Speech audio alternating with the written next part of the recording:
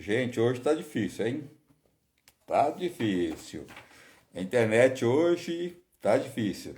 Estou recebendo hoje o doutor Genário Elias, pela terceira vez que cai a internet, então vamos reiniciar novamente o nosso vídeo e vou convidar o doutor Genário para entrar e a gente vai começar do zero, fazendo as perguntas para ele. Vamos perguntar sobre mitos ou verdade do colesterol, né? Tem muita gente aí, alguns médicos que falam que o colesterol não faz mal, outros falam que faz. Tem gente que toma remédio para colesterol a vida toda, outros não tomam. Então vamos saber dele, o doutor Genário, que é nutrólogo médico, Genário Elias. Vamos ver se o doutor Genário entra aí novamente. Já está aqui, ó. Entrou novamente.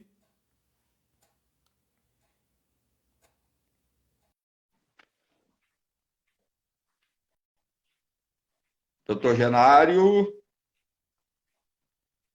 Vamos ver se ele é. Oi, Doutor, hoje tá difícil, hein? não tem importância. A gente vence o difícil. A gente A vê gente isso. com paciência, a gente vence o difícil. Tá certo? É verdade. É E a verdade. gente vai começar tudo Então, do zero novamente, né? vamos Porque o começar vídeo fica assim. gravado, vamos começar do zero. Ó, só para quem Tá não bom. sabe, o doutor Genário é médico, é nutrólogo, ele vai falar das especialidades dele. Doutor, o que te levou à nutrologia? Você, como médico, já médico há quantos anos de medicina? Eu sou médico desde 77. Faz Tá. bastante tempo. E, Então, eu tá. sou E depois disso. ginecologista. Eu sou ginecologista, obstetra, sou ultrassonografista e estou na fase final de uma pós-graduação em nutrologia. Na sua pergunta, eu caí na nutrologia porque comecei a assistir o meu mestre, com todo respeito, é o doutor Laí Ribeiro, e assistindo várias palestras dele, ele me contaminou. Ele mostrou que existia uma outra medicina que eu não conhecia. E a partir daí eu fui me envolvendo com tanta coisa nova e linda e funcional. Essa medicina é chamada também de medicina funcional. Além de ser nutrologia, é medicina funcional. E que nós, nessa nova medicina, nós não usávamos, ou usamos muito pouco o tal do remédio. Nós substituímos os remédios por nutrientes. O remédio é sempre um ET ao nosso organismo. São substâncias que nós colocamos no nosso organismo, que o nosso organismo desconhece. Enquanto os nutrientes que nós utilizamos na nutrologia são substâncias que, na maioria delas, o nosso organismo reconhece.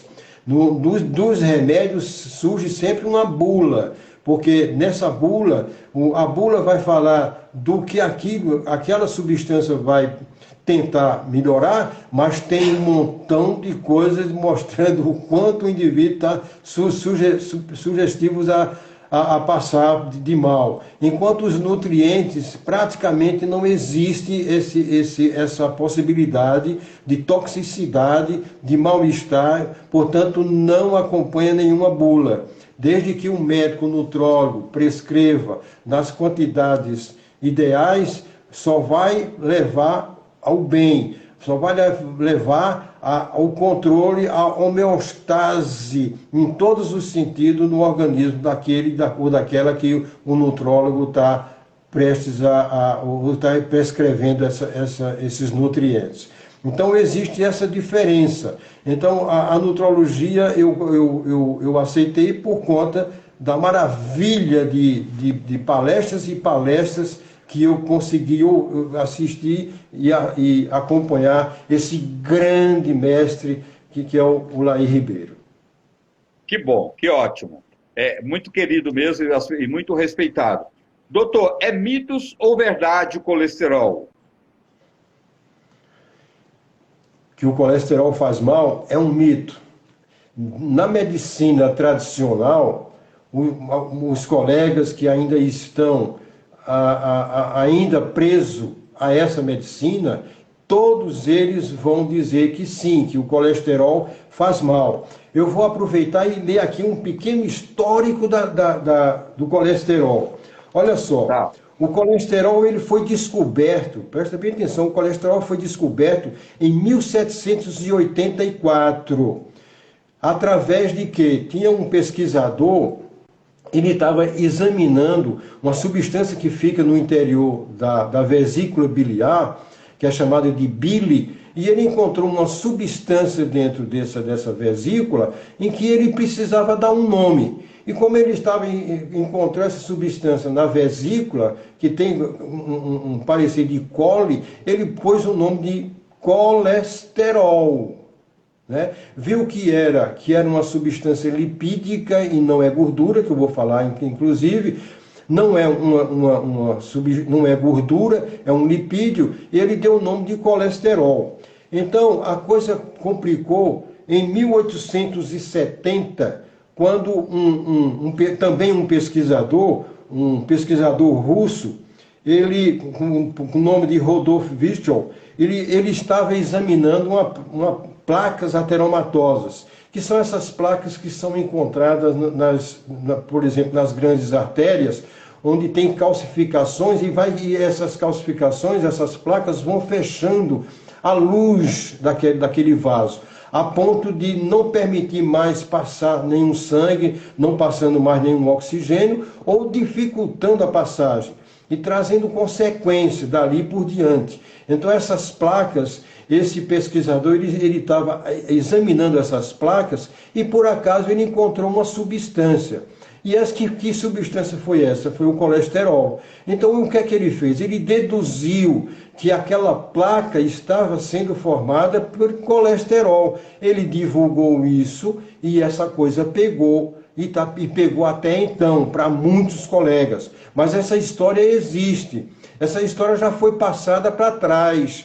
Então foi verificado que essas placas ateromatosas nada tem a ver com a presença de colesterol nessas placas. A ponto de o próprio professor Laí Ribeiro diz o seguinte: é como se nós chegássemos numa situação de fogo, onde estivesse existindo um fogorel, e você chegasse lá e encontrasse um bombeiro. Aí você diria, bom, esse fogo foi provocado por esse cara que está aí, um bombeiro. E um bombeiro está lá, não é para provocar fogo, o bombeiro está lá para minimizar a situação. Assim como o colesterol foi encontrado nessas placas, também com a finalidade de proteger, de minimizar a situação. Mas como foi mal interpretado por esse pesquisador, o Rudolf Virchow, ele divulgou isso e se pegou, propagou isso, e toda vez que a gente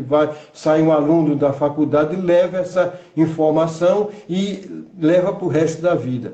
Eu até pouco tempo achava também que o colesterol era um mal que causava realmente essas placas. É tanto que quando eu fui internado, eu recebi entre os medicamentos remédio para baixar colesterol. E eu me recusei, não me recusei assim diretamente com o meu médico cirurgião, mas eu fazia que tomava e não tomava, porque eu já tinha consciência de que aquilo não ia me fazer bem, que eu tinha sempre tive um colesterol normal, e sofri um infarto, como eu falei, e não foi porque o meu colesterol estava alto. Isso eu posso provar em trabalhos e mais trabalhos científicos, que eu coletei essas informações para mostrar para o nosso público, para a nossa gente, que colesterol não é bandido. Colesterol é um mocinho que estava lá na placa, protegendo a placa, e não causando a placa ateromatosa que a gente denomina. Então, portanto, Doutor, colesterol não é doença. Não é doença, não existe isso.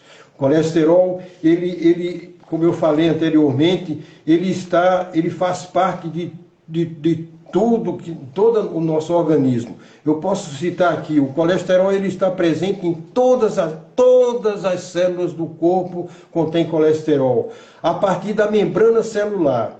A célula tem uma membrana que o envolve. Essa membrana, 50% da composição dessas membranas, de todas as células, a composição, 50% é colesterol. Em segundo lugar, existe uma substância que envolve toda a célula nervosa, que é chamada de mielina. A mielina é como se for a semelhança dessa capinha que cobre o fio. Né? Se você descasca um fio, tira a casquinha dela, se você entrar em contato com um outro que está descascado, surge o tal do circuito, né? O curto-circuito que chamam. Então, essa mielina, essa substância, ela tem que estar íntegra. Quem mantém a integridade dessa mielina é o colesterol.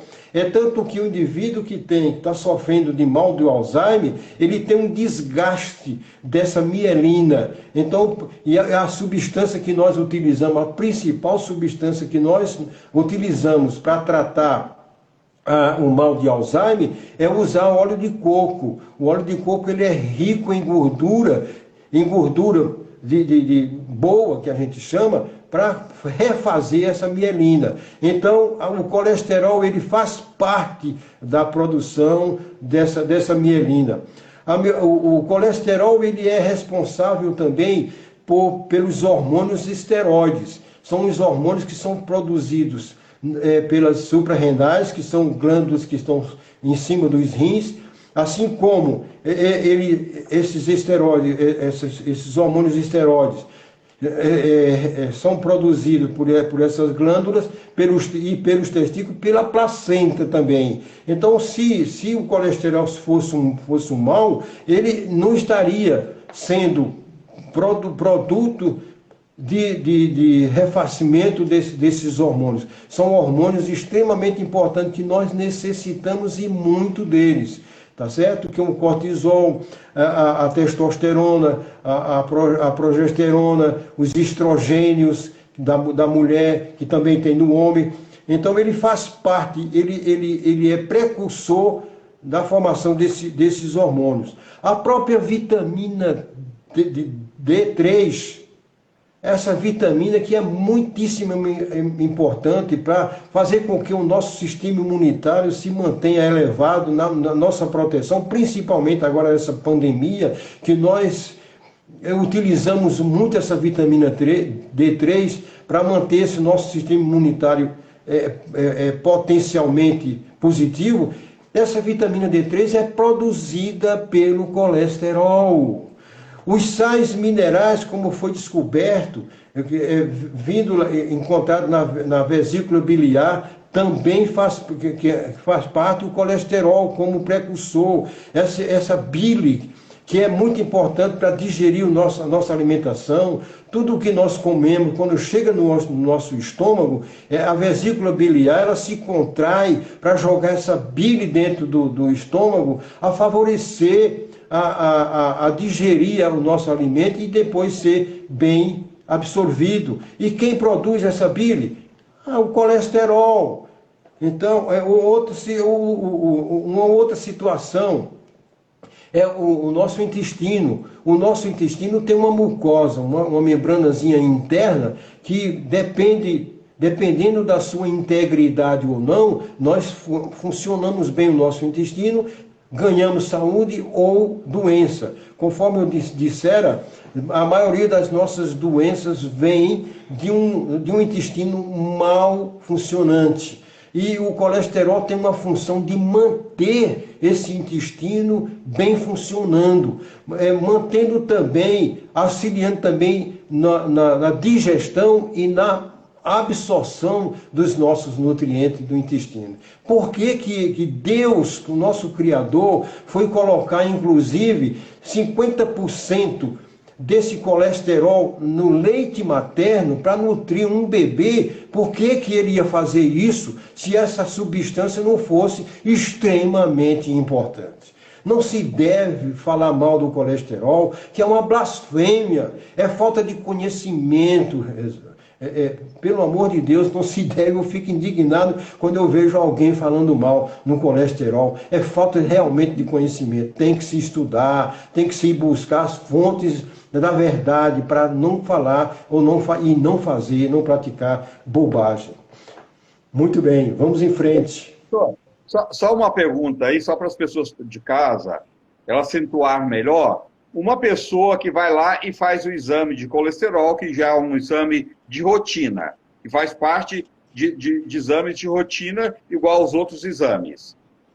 Ela chega no médico, o colesterol dela está mais de 400. E tem uma pessoa que vai no médico, fez o exame de rotina, o colesterol dela está menos de 200. Qual a importância de um está menos de 200 e aquele que está acima de 400? Aqui está com menos de 200, não tem o que fazer. E o que está acima do normal não é estatina que vai resolver a questão. Eu vou mostrar os efeitos da estatina. Quem tem um colesterol alto, tem outros métodos que não seja remédio para baixar um colesterol que esteja alto. Dependendo da situação do colesterol, ele pode trazer algum desconforto. Como eu falei, esse colesterol pode chegar no intestino e encontrar um intestino mal resolvido. E a função do colesterol não se faz de maneira necessária.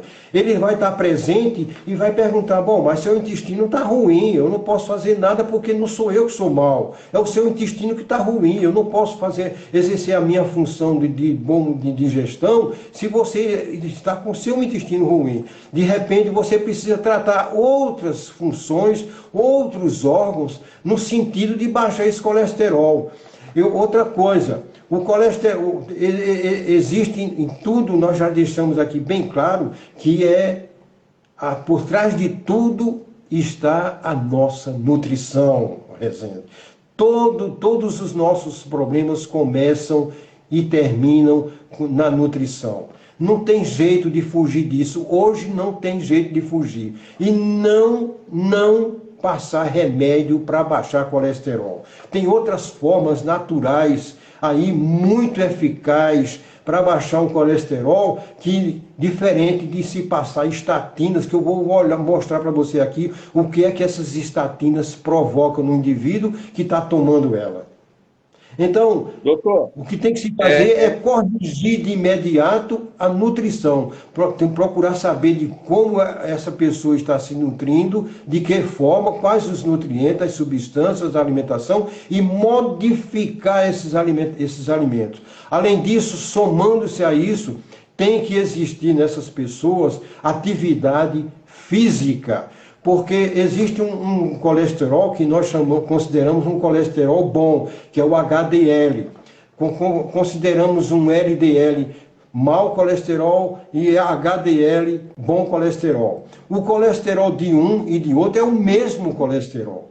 O LDL e o HDL é quem carrega o colesterol. O LDL é considerado colesterol ruim, porque o que é que ele faz? Ele pega um colesterol do fígado e leva para os tecidos. Ele vai se depositar lá, que não é o correto. O HDL, por ser bonzinho, ele diz, não, esse colesterol que você colocou aqui, LDL, vai ter que voltar para o fígado, ele vai ter que ser metabolizado. Então, por isso que o HDL colesterol é considerado de bom, o outro é ruim. Não porque o colesterol de um e do outro é ruim, bom, é o mesmo colesterol. Esse HDL, ele tem que estar elevado. Quando você enxerga uma dosagem de colesterol elevada, você tem que prestar atenção no HDL. Se ele está baixo, você tem que tomar atitudes para aumentar esse colesterol. E eu digo de passagem, não existe, no momento que eu conheça, nenhum remédio que aumente o HDL. Todo remédio que tenta se aumentar o HDL, ele aumenta a mortalidade. Uma das situações de aumentar o HDL é, principalmente, vou ser repetitivo, uma boa nutrição e exercício físico. Foi provado cientificamente que uma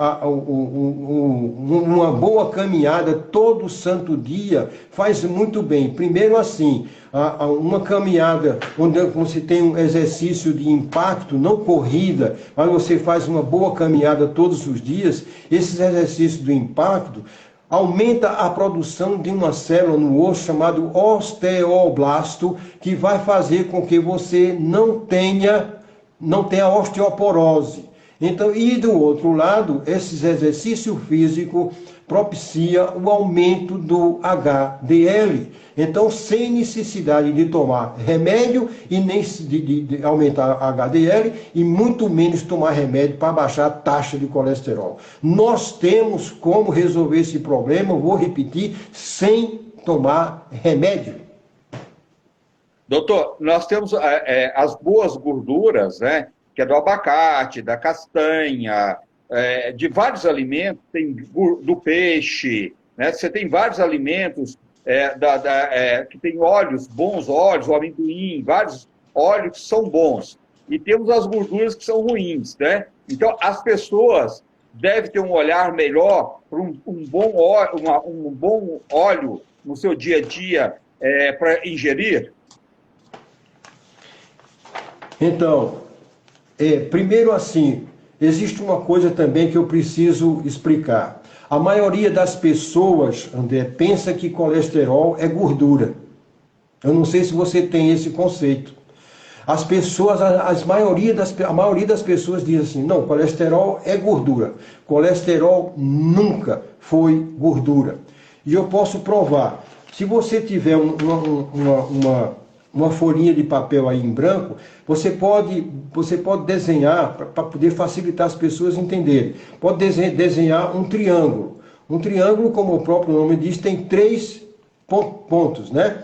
O ponto dentro do triângulo, você coloca uma palavrinha chamada lipídio. Lipídio. No vértice superior, você coloca gordura. No vértice inferior esquerdo, você coloca lipóides. E no vértice inferior esquerdo você coloca esteroides.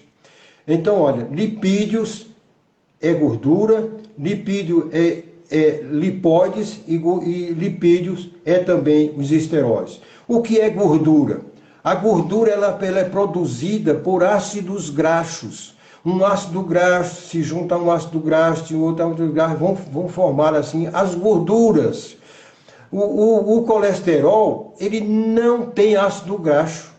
Por que é que ele é considerado como gordura se a gordura é produzida por ácidos graxos e o colesterol não tem ácido graxo? E as pessoas dizem, até médicos, já ouvi falar, dizendo assim, não, o colesterol é uma gordura. Não é gordura, é um lipídio. Tá aí, se você fez o desenho e colocou lipídio, lipídios são moléculas orgânicas que não são dissolvidas em água. Então tem um lipídio, eu estou dando um exemplo, lipídio gordura, lipídio lipóides, lipídio esteroides. O colesterol é um esteroide, é um lipídio, mas é um esteroide, não é um lipídio gordura. A gordura está lá em cima. Então, falta de conhecimento em dizer que colesterol é gordura. Gordura tem ácidos graxos. Colesterol não tem ácido graxo. Aliás, o colesterol tem como base uma substância chamada ciclopentano peridofenandreno. Essa é a estrutura básica do colesterol. Até um nome é um nome grande, feio, difícil, em comparação com ácido graxo. Enquanto a gordura tem ácido graxo, o colesterol tem esse ciclo pentano peridofenandreno. Portanto, existe aqui, eu estou tirando já uma dúvida de muita gente em dizer que colesterol não é gordura. Estou justificando quimicamente essa situação. Ok? Quanto às gorduras, no caso, existe a chamada... Só para a pessoa entender em casa, gordura, então, colocando dessa forma, a pessoa pode consumir gorduras à vontade? Não, a resposta é não, porque a própria gordura, ela se divide, né? Nós temos as gorduras saturadas e as gorduras que nós chamamos de insaturadas. Entre uma e outra tem as chamadas gorduras boas, aquelas que nos fazem bem, que o nosso organismo necessita. E existem as gorduras ruins que fazem um mal, nos trazem um malefício. As gorduras saturadas, inclusive existe ainda um conceito de que gordura saturada provoca doença cardiovascular. E isso dentro da nutrologia está descartado, porque a gordura ela depende de um grau que nós consideramos assim, gordura de cadeia curta, cadeia média e cadeia longa. As gorduras, por exemplo, de cadeia média, elas são benéficas. As gorduras de cadeia pequena, curta ou longas, essas devem ser evitadas. Então, nós selecionamos as boas gorduras, que você inclusive já citou algum nutriente muito rico, que é o abacate. Então, existe essa situação, as gorduras boas e as gorduras ruins. Precisamos saber quais são as gorduras boas para a gente ter condições de nos nutrirmos através dela, para exercer todas aquelas funções algumas funções que eu já citei, e evitar as gorduras ruins que vão realmente nos fazer mal. Tá bem? Que poderão até, por exemplo, um triglicéride aumentado, ele é um lipídio, não é esteroide, mas é um lipídio. Ele é extremamente ineficaz, ele participa da formação dessas placas ateroides, mas menos o colesterol. Eu estou defendendo aqui o colesterol, não quero que ninguém maltrate o meu colesterol, porque ele é bem-vindo. Papai do céu nos deu para nosso bem, não foi para o nosso mal. Então existe no meio dessas gorduras, essas gorduras de cadeia curta, média e longa. As gorduras de cadeia média são benéficas, as demais, aí a gente tem que ter realmente cuidado, principalmente um lipídio chamado de gordura trans. A palavra trans é porque essa gordura sofreu uma transformação na sua molécula que fez com que ela se tornasse maléfica. Tem que ter cuidado com a gordura trans. Essa realmente é triste. Ela vai estar presente em todas as massas, ela vai estar presente para dar o quê? Mais sabor à alimentação, né? E faz com que o alimento fique mais duradouro. Então isso tem uma validade para a indústria, mas para o nosso organismo ela é péssima. Ela realmente traz muito malefício. Gordura trans. A gordura trans a gente tem que evitar, e essas gorduras de cadeia curta e de cadeia longa, então. Que são os óleos de partilheira, que são os óleos refinados. Aquele que tem naquela embalagem, que a embalagem já não é muito boa, e o óleo dentro também não é dos melhores, né, doutor? Então você tem hoje gorduras melhores para até preparar os alimentos, né? Então, esses óleos chamados óleos de cozinha, né? Todos eles são considerados gordura trans. E eu já defini, gordura trans tem que ser retirado do nosso cardápio. Vou repetir, todo óleo de cozinha, seja lá ele qual for, o nome que você quiser dar, óleo de soja, óleo de milho, óleo de não sei das quantas, canola, olha, qualquer óleo que você denominar, foi aquele óleo de cozinha, ele é um óleo industrializado, ele está com essa gordura trans, que é um verdadeiro veneno cancerígeno, faz com que a gente adquira câncer através dele. Do outro lado, nós temos os óleos bons. Por exemplo, nós orientamos a substituir esses óleos de cozinha pelo óleo de coco, extra virgem, inclusive. Porque tem um óleo de coco em que ele é industrializado, eles tiram, por exemplo, o odor do coco, daquele óleo, e esse óleo não serve, porque ele foi modificado. Sempre ser o óleo de coco extra virgem. Porque esse ele é praticado de gordura de cadeia média, que eu já falei, ele é de cadeia média, ele tem uma função que mata bactéria, mata fungo, mata vírus, ele auxilia na nossa digestão, ele faz com que os nossos neurônios, nosso cérebro se mantenha equilibrado, auxilia muito e muito, como eu já falei anteriormente, no tratamento do Alzheimer, ratificando ali, corrigindo aquela destruição da mielina, que é aquela capinha que cobre a fibra nervosa. Então tem que se modificar. Ou até o óleo, a banha de coco, a banha de porco.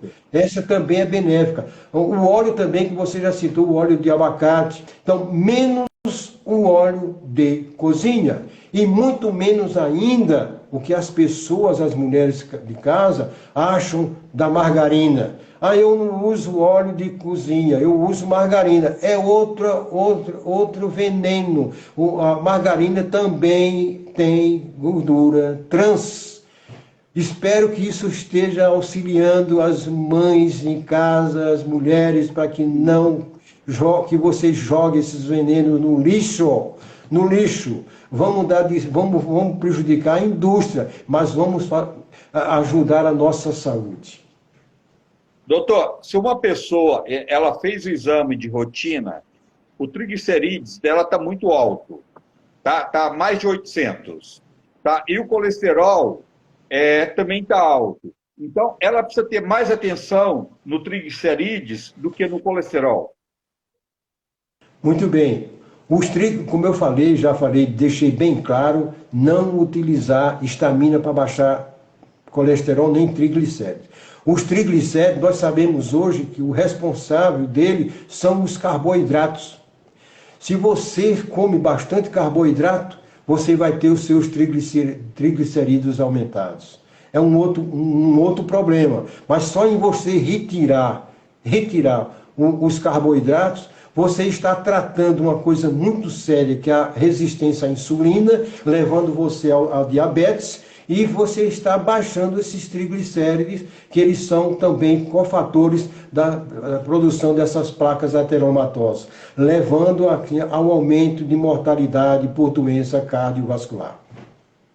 Doutor, tirar os carboidratos ruins, né? Tirar todos os carboidratos que você puder tirar. Você citou aí, inclusive, eu me lembro agora, de uma senhora que está com a diabetes e ela estava tomando muito suco. Observe só, a fruta ela é doce, a maioria delas é doce. Por quê? Porque tem carboidrato. E mais uma coisa, enquanto a glicose é mal, todas as frutas têm um outro carboidrato chamado frutose, que são duas moléculas de glicose. E essa frutose, ela tem um potencial ruim 10 vezes mais do que a própria glicose. Quando você chupa e come uma laranja, você está fazendo bem. Papai do Céu, quando fez a laranja, por exemplo, ele não só fez o suco, ele fez junto com o suco o bagaço, as fibras. É para a gente comer o líquido e comer o bagaço. E nos faz bem. Mas pela nossa ignorância, a gente espreme a laranja, joga o bagaço, que é de extrema necessidade ao nosso intestino, joga no lixo e toma o verdadeiro veneno, que só tem frutose, que inclusive dá câncer no fígado. Faz com que você entre em insuficiência hepática, que é uma coisa muito grave no indivíduo. Provocada por quê? Por suco. Pela nossa ignorância. Porque, como eu repeti, Papai do Céu faz tudo certinho e a gente destrói o que ele fez de certinho. Então deve-se evitar excesso de fruta. Nós temos uma impressão de comer muita fruta, faz bem. Não é assim. Não é assim. Tem que se pensar na frutose que tem lá dentro. Quanto mais frutose você ingerir, mais problema você vai adquirir. Porque você está ingerindo muito carboidrato. Essa frutose, eu vou repetir, isso é 10 vezes mais potente do que a própria glicose. E não comer fruta depois das refeições, que você junta 2 carboidratos, né, doutor? É o carboidrato daquilo que você comeu da refeição, mais o carboidrato da fruta, né? Então, a fruta tem que conseguir ser aproveitada como um todo. Por exemplo, você tem uma alimentação, tem um almoço, um jantar, e comer um mamão como sobremesa faz um bem muito grande, porque você está ingerindo o bagaço, está ingerindo o que realmente o seu intestino necessita, para auxiliar o alimento que você ingeriu. Aquele bagaço, aquilo que vem no mamão, vai te favorecer muito. Agora você bater, por exemplo, bater um abacate. Geralmente a gente bate o abacate com um copo de leite e mete açúcar. Aí é muito gostoso. Gostoso por causa do carboidrato, né? Quando nós deveríamos nos acostumarmos a comer um bocado de abacate sem nada, porque aí estaríamos realmente favorecendo a nossa saúde. Então, cuidado com a quantidade de frutas que a gente possa estar ingerindo, porque não é tão benéfico assim. Pois é, doutor, mas existe também um porém aí que as pessoas precisam ter um certo cuidado, é assim, porque a pessoa que já está com a glicose muito alta, a pessoa que quer perder peso, né? Além de ela almoçar, jantar e comer mais um monte de fruta depois das refeições, ela vai ter um acúmulo de carboidrato, então ela não vai perder peso, né? Então, assim, aí nesse caso, é melhor ela comer uma fruta 2 horas antes das refeições ou 2 horas depois, né? Para esse grupo de pessoas. Essa questão a gente corrige de uma outra forma. Existe hoje uma situação na alimentação que nós chamamos de dieta cetogênica. O que é a dieta cetogênica? É quando nós substituímos todo e qualquer carboidrato pelas gorduras boas. Porque o organismo, inclusive a célula cancerosa, o câncer, se alimenta de glicose. Quanto você está criando, gerando um tipo de câncer no seu organismo, e você vive comendo muito carboidrato, você está alimentando o seu câncer. O câncer não gosta, ele adora glicose, mas ele detesta oxigênio. Quando você tira todo o carboidrato e faz um tratamento, fazendo com que o organismo receba bastante oxigênio, a célula cancerosa ela morre, porque ela não tem como sobreviver. Agora, na dieta cetogênica, a gente faz com que todo o carboidrato seja substituído pelas boas gorduras. Quando o organismo precisa de produzir as suas energias, que nós já citamos na vez passada, que chama-se ATP, nós não vivemos sem ATP. As doenças também, elas chegam para nós quando nós estamos deficientes em energia, deficientes na produção de ATP, deficientes na quantidade e qualidade das nossas mitocôndrias que produzem esse ATP. Então, quando o organismo está habituado a produzir ATP através de glicose, quando a gente tira todo o carboidrato e que faz com que haja uma substituição dos carboidratos por gorduras boas, na hora que o organismo vai procurar glicose, que ele não encontra, ele vai dizer, puxa, eu vou morrer, não tem glicose, eu não tenho como produzir ATP, mas ele enxerga, se depara com a gordura que é fonte de energia. Aí, ao invés dele aproveitar a glicose, ele vai aproveitar as gorduras boas que estão no seu organismo. Com isso, faz com que você se livre de diabetes e você emagreça, porque em utilizar essas gorduras boas vão fazer com que você aumente a sua saciedade, ou seja, você não sinta fome, você vai perdendo peso, porque as gorduras depositadas vão sendo aproveitadas em detrimento da falta de glicose. Você cura coisas com simplesmente uma situação de você mudar a sua alimentação, colocando essa dieta cetogênica com o objetivo em dieta cetogênica. Uma outra situação é você procurar, durante a semana, evitar uma determinada alimentação. Por exemplo, você escolhe uma quarta-feira não almoçar. Você toma o seu café da manhã com uma dieta cetogênica. Quando chega na hora do almoço, você não almoça e você vai só jantar. Você faz isso umas 3, 4 vezes. E com isso você vai fazendo com que auxilie na sua perda de peso, auxiliando também se você é um diabético ou tem uma tendência a diabetes. Mais para frente, você, ao invés de escolher um dia, um jejum que chama-se jejum intermitente, você escolhe 2 dias para fazer esse jejum intermitente. Você escolhe, por exemplo, uma segunda-feira e uma quarta para tirar o almoço. Então, você faz um jejum intermitente em 2 situações, retirada de 2 almoços. Você pode ir aumentando isso. De repente, você pode tirar 3 almoços na semana, 4 almoços na semana. E com isso, se você estiver bem nutrido com a dieta cetogênica, você não sente fome, você vai se livrando da diabetes, você vai se livrando da tendência à diabetes, você vai emagrecendo fisiologicamente, sem precisar tomar veneno para o cérebro não fazer você emagrecer.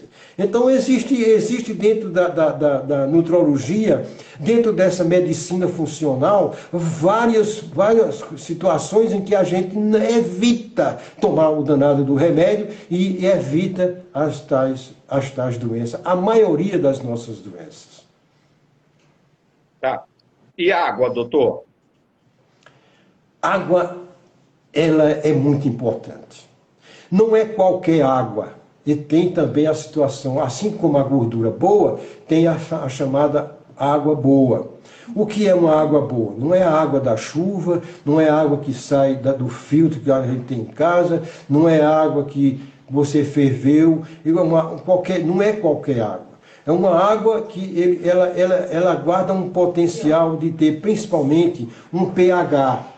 Ou seja, eu vou explicar isso. O nosso sangue, ele tem um pH que varia de 7,35 a 7,42 a 45. O nosso sistema, o nosso organismo, ele vive num pH alcalino, porque o pH 7 é um pH neutro. pH significa um potencial de hidrogênio. Então, um pH 7 é um pH neutro. Um pH abaixo de 7 é considerado ácido. Quanto mais próximo de 0, mais ácido. O pH acima de 7 é chamado de pH alcalino. Quanto mais próximo de 14, mais alcalino. O nosso organismo, ele vive num pH alcalino. Acabei de falar, um pH de 7,5 a 7,45. Por que o refrigerante nos faz um mal? Porque o refrigerante, ele tem um pH de 2,5.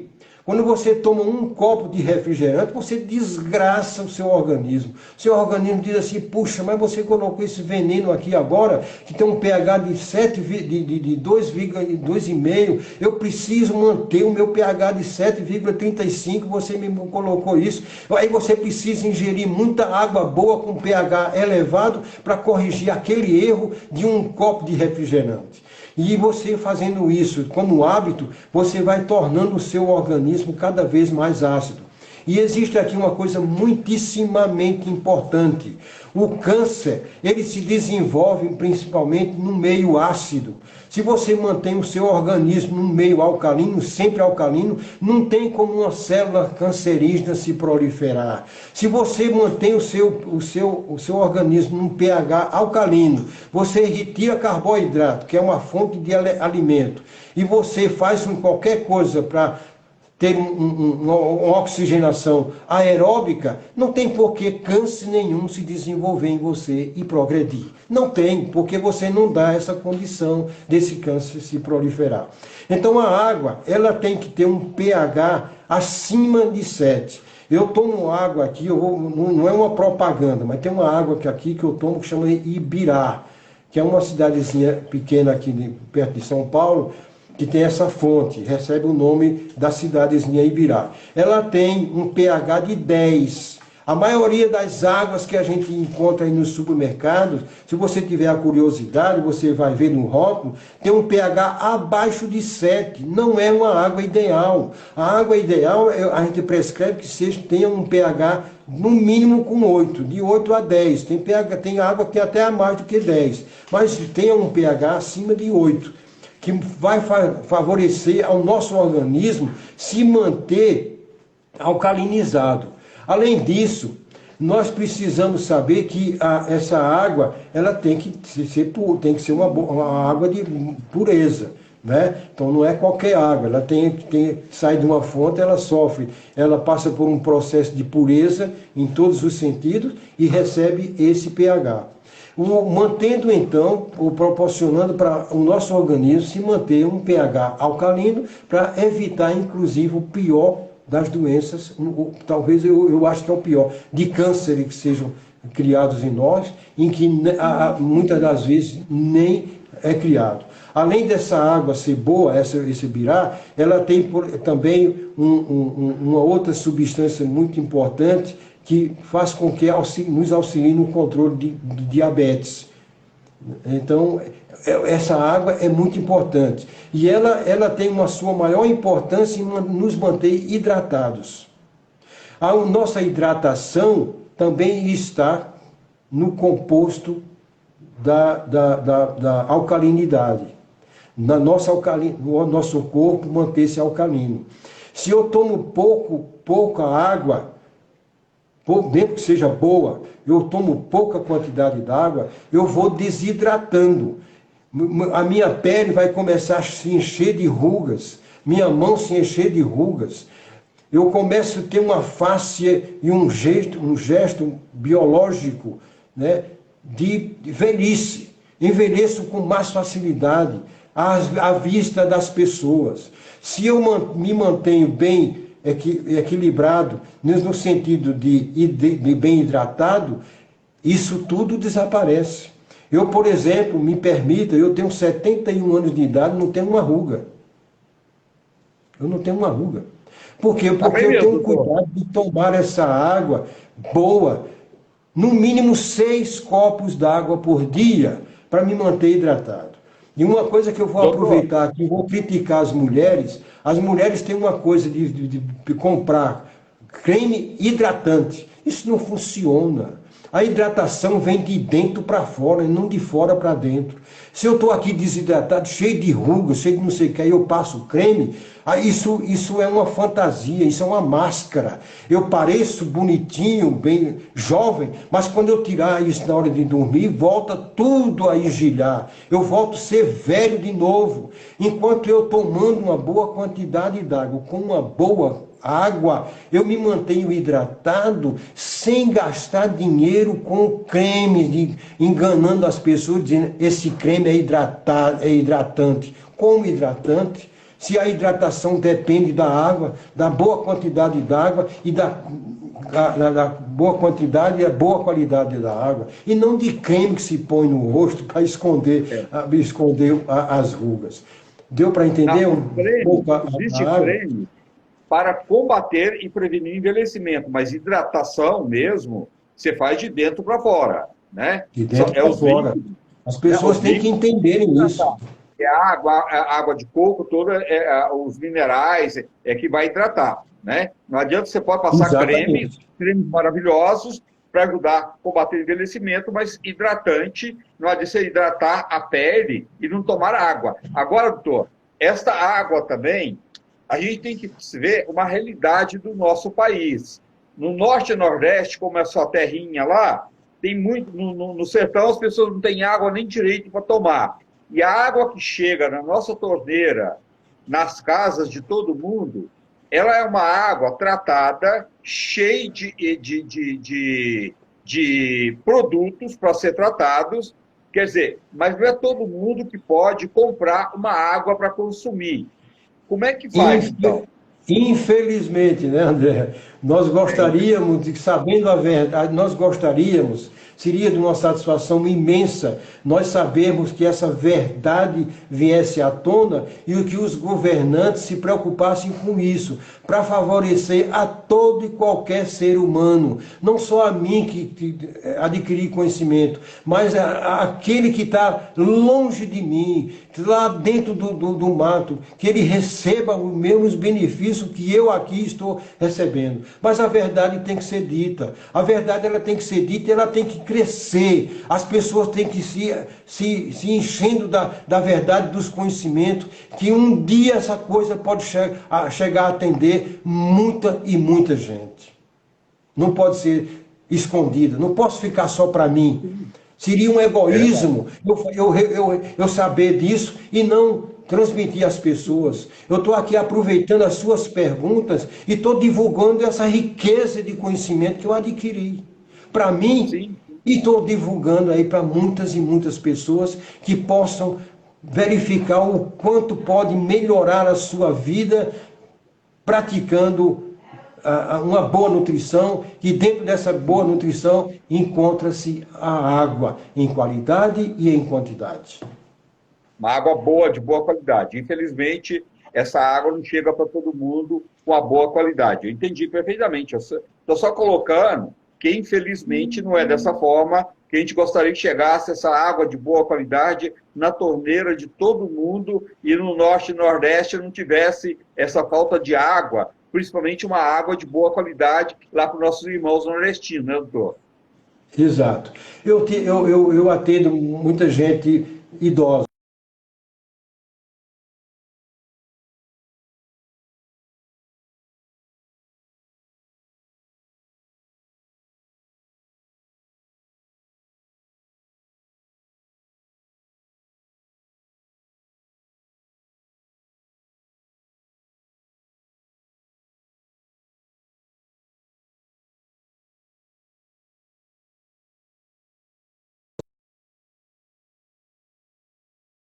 Que, por exemplo, pessoas que têm artrose, eu tive já gente que morrendo de dor de artrose, porque não bebia água. Eu disse para ele assim, o senhor, a senhora vai tomar esse tipo d'água em tal quantidade, volta daqui a 30 dias para a gente ver o que o senhor vai acontecer. O senhor não vai passar remédio? Não, não vou passar remédio. O remédio é essa água que eu estou ensinando para o senhor. E por satisfação, essa pessoa volta dizendo assim, a dor sumiu, doutor. E por que sumiu? Porque eu hidratei a articulação dele. Pessoas que sofrem de dores na coluna, porque aquele disco intervertebral está desidratado. Ele faz com que uma vértebra da outra fique mais próxima, contraindo as fibras nervosas que saem em paralelo. Se eu dou água, hidrato aquele disco, o disco volta ao normal, ele volta a ficar aí grossinho e faz com que libere o pensamento daqueles vasos e a dor desaparece. Já tratei pessoas com água. Eu não estou exagerando, porque eu estou levando em consideração esses meus conhecimentos e vou dizer mais. No Japão, por exemplo, existem vários hospitais em que você chega e o tratamento não é remédio, é água. Porque a água ela tem um segredo. A água, se você perguntar quimicamente o que é a água, todo mundo vai dizer um H2O. Dois átomos de hidrogênio ligados a um átomo de oxigênio. Isso é a composição da água. Mas essa molécula d'água, que agora não é mais átomos, essa molécula d'água, eles observaram que se eles juntarem 2 moléculas d'água, 3 moléculas d'água, 5 moléculas d'água, 6 moléculas d'água, essa água vai apresentando condições de tratamento para diversas doenças. Existe uma água chamada hexagonal, uma água que são 6 moléculas d'água unidas num determinado estrutura. Essa água que você chega num desses hospitais no Japão, ele verifica primeiro o seu diagnóstico, ele tem tal coisa, ele já sabe o tipo d'água que vai te dar. Então ele trata a maioria das doenças simplesmente com água. Não é qualquer água, como eu falei, é uma água especial. Ele vai pegar uma água sazonal, vai pegar uma água que precisa só de a junção de 5 moléculas d'água, e assim sucessivamente. Você veja como é o potencial da água. Cura muita coisa, muita coisa, muita coisa. Às vezes eu tenho um paciente que tem muita enxaqueca, e eu pergunto, eu tenho esse hábito, já falei, quantos copos d'água tomou? Quantos copos d'água você toma durante o dia? 2, 3, passa a tomar 8 copos d'água e volta aqui. Olha, é incrível, as pessoas voltam, primeiro questionam, não vai passar remédio? Não vou passar remédio. Vai tomar água e volte. E é incrível, 90% eu não sei como quantificar, mas eu imagino assim, na minha lembrança, 90%, porque tem outros componentes, 90% volta e diz assim, olha, foi um milagre, eu não estou mais sentindo dor nenhuma, minha enxaqueca foi embora, minha dor dali foi embora, simplesmente porque eu passei água. Ensinei a tomar uma boa água e uma boa quantidade d'água. Olha que coisa impressionante. A natureza está aí para nos tratar sem remédio, sem remédio. A gente aqui, por ignorância, não sabemos, não conhecemos. Mas à medida que nós vamos conhecendo, vamos colocando na prática. Não basta você conhecer o Evangelho de Jesus Cristo. Você lê o Evangelho de Jesus e você diz, eu entendi todo o Evangelho. Mas você compreendeu? Eu também compreendi. Mas você está colocando no dia a dia? Então não adianta você ter lido e entender e você compreender. É preciso entender, compreender e colocar no seu dia a dia. Assim você é considerado um cristão. Você entendeu, compreendeu e colocou na prática o que você entendeu e compreendeu. Aí você é considerado um cristão. Não adianta você entender essas coisas, compreender e também não colocar isso na prática. Então, eu estou dando um exemplo simples, mas um exemplo rico, através da ingestão de uma boa água. Sim. Espero que eu esteja sendo útil. A alimentação está aí para a gente usar ela a nosso favor, né? E alimentos, água, é para nos nutrir, né? E nos trazer saúde. Então, tudo que tem aí na natureza, bem usada, realmente, ela pode prevenir inúmeras doenças e até combater, né, doutor? Doutor, o que as pessoas podem? A questão do ovo, que é um alimento hoje extraordinário, que a gente sabe que o ovo é considerado o terceiro melhor alimento da vida, né? E ele, durante muito tempo, ele foi vilão. Quantos ovos pode-se comer por dia? E de que forma o ovo é melhor ser consumido? Muito bem. Eu como 2 a 3 ovos por dia, há mais de 25 anos. Com isso eu quero deixar claro que anteriormente eu falei, meu colesterol nunca aumentou. Então essa coisa de dizer que comer ovo aumenta o colesterol, para mim é uma inverdade. Mas você pode comer 2, 3, 4, 5 ovos por dia, que isso não vai te trazer mal nenhum. Por quê? Porque o ovo, ele tem um colesterol, já sabemos que o colesterol não é bandido, ele tem um colesterol, ele nos fornece cerca de 300 miligramas de colesterol, mas só 10% é absorvido. Vou repetir aquilo que eu já falei. O nosso corpo necessita de, no mínimo, 3.000 miligramas de colesterol. 3.000. Nós, no ovo, recebemos 30 miligramas. Então, leve-se em consideração que o colesterol, nós já citamos aqui que ele não é bandido. Quanto mais colesterol você coma, mas não tem por que pensar que é um bandido.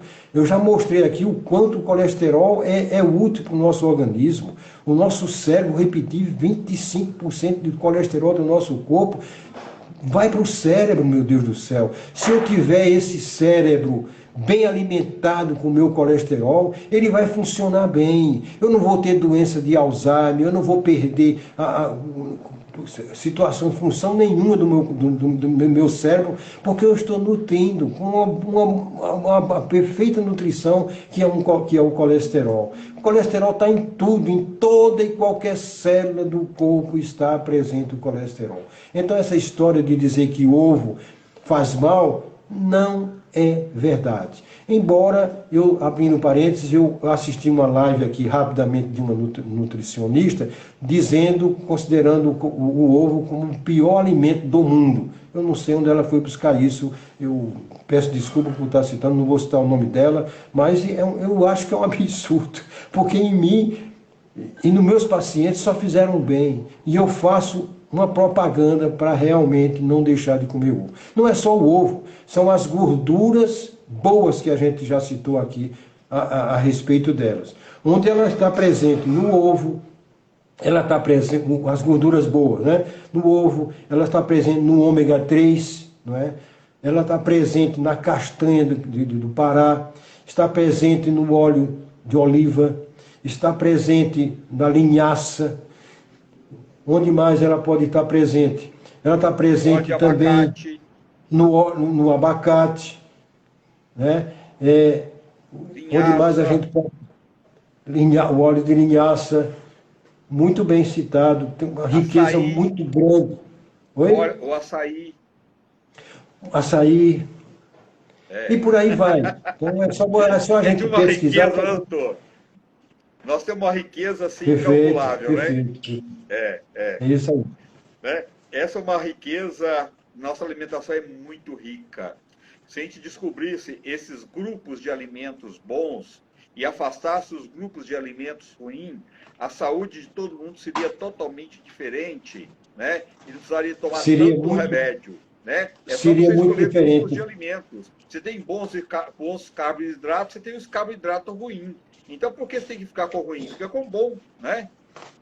Exato, perfeitamente. Mesmo assim, tem que ter a preocupação da quantidade, não é? Como a gente já falou, a fruta, ela é benéfica, toda fruta é benéfica, mas dependendo do quanto você comer e como você come a fruta, por exemplo, a uva. Uva, a gente tem um mau hábito de morder a uva, engolir o líquido e jogar casca e semente fora.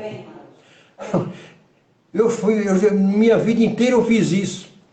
A partir do momento em que eu soube que existe uma substância na casca e na semente chamada resveratrol, eu passei a utilizar a uva diferente, mastigando tudo e engolindo tudo.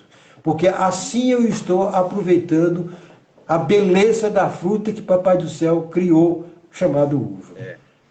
Fantástico. É verdade. Ela rejuvenesce, inclusive, com essa substância resveratrol. O resveratrol estimula também o seu sistema imunitário e auxilia na própria hidratação, porque não basta só tomar água, existem outros componentes que facilitam, orientam, facilitam a você se manter hidratado, manter-se no equilíbrio do pH, como eu falei, o seu sangue entre 7,35 e 45. Mas a gente não sabe utilizar a uva. A maioria de nós não sabemos, inclusive, chupar uma uva. Engole um líquido e o que há de perfeito lá, a gente joga no lixo, que é a casca e a semente. Além de ajudar na hipertensão, ele é ótimo para o coração também, um poderoso antioxidante, né, doutor? Exatamente. A casca da uva, exatamente. Né? E a semente, exatamente. Além de muita gente não engolir, já tem que ter uva sem semente, mas a semente também tem uma quantidade de vitamina E enorme, né? E além dessa substância que eu falei, que é o resveratrol. Não é? Existe uma uva que ela é muito importante, a uva de, como chama, eu compro aqui um suco dessa uva, Bordeaux, a uva de Bordeaux. É a melhor uva que se tem. Né? Guarda bem, uva de Bordeaux. É uma uva que ela quando você pega ela parece ter uma massa lá dentro, de tão concentrado que ela tem, que tem nesse resveratrol. Se você comer, eu não vou dizer chupar mais, comer um cacho de uva robô todos os dias, não tem porque você envelhecer. Você envelhece na cronologia, na biologia você não envelhece. Porque tem um potencial enorme nesse sentido. Doutor, eu quero te agradecer, eu quero que você deixe seus contatos, tá? Foi um papo muito legal. Agora eu gostaria muito também de pedir você fazer uma pauta para a gente só sobre alimentos que ajudam as pessoas a melhorar o lado emocional. Vamos falar da próxima vez sobre isso? Alimentos que vai nutrir e melhorar as pessoas no lado emocional, que são depressão, transtorno de ansiedade, insônia, todas essas doenças emocionais que tem grupos de alimentos que ajudam muito, né? Sem dúvida. E você sabe melhor do que eu, porque você é um naturalista. Imagina. A gente aprende sempre um com o outro. E acho que isso que é o gostoso da vida. É compartilhar, entendeu? E aprender. Doutor, como é que você está dando consulta online? Como é que você está fazendo nesse momento agora? Eu estou dando online, na verdade. O meu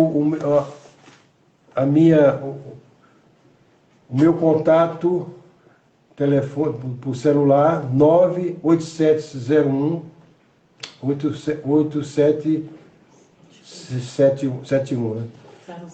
0072. 98701. Não, 98771. Não, 9. Primeiro, 9. 8771. 8771. 0072. 00. Ah? 72. 72. 72. Tá. Ó, se for fora de São Paulo, quem quiser fazer uma consulta com o doutor Genário Elias, pode mandar o WhatsApp para você, né, doutor? Para marcar um horário, né? Isso. 011, se for fora de São Paulo, 98771 0072, 011 98771 0072. Marca o telefone do doutor Genário. Gente, olha, pegou a caneta e papel? Tá, mas você pode assistir depois o vídeo também. Então pode assistir o vídeo, compartilhar com os amigos e pegar todas as informações que ele passou para a gente aqui, muito sábia e muito importante. Mas se você quiser marcar uma consulta com ele, ter uma orientação, você pode ligar e marcar com o doutor Genário Elias, 011 98771 0072. 98771 0072. Doutor, muito obrigado. Um abração na esposa, tá? Foi muito bom falar com você. Lógico que aconteceu esses imprevistos, mas é normal, faz parte da internet. Mas o conteúdo foi muito rico. Muito obrigado e muita gratidão por você estar aqui com a gente, viu? Eu que agradeço. Muita saúde e paz para você. Para nós todos. Até a próxima, se Deus quiser. Até a próxima. Tchau, tchau. Tchau. Obrigado. Gente, boa noite. Um abraço para todos. Até a próxima. Até amanhã, se Deus quiser.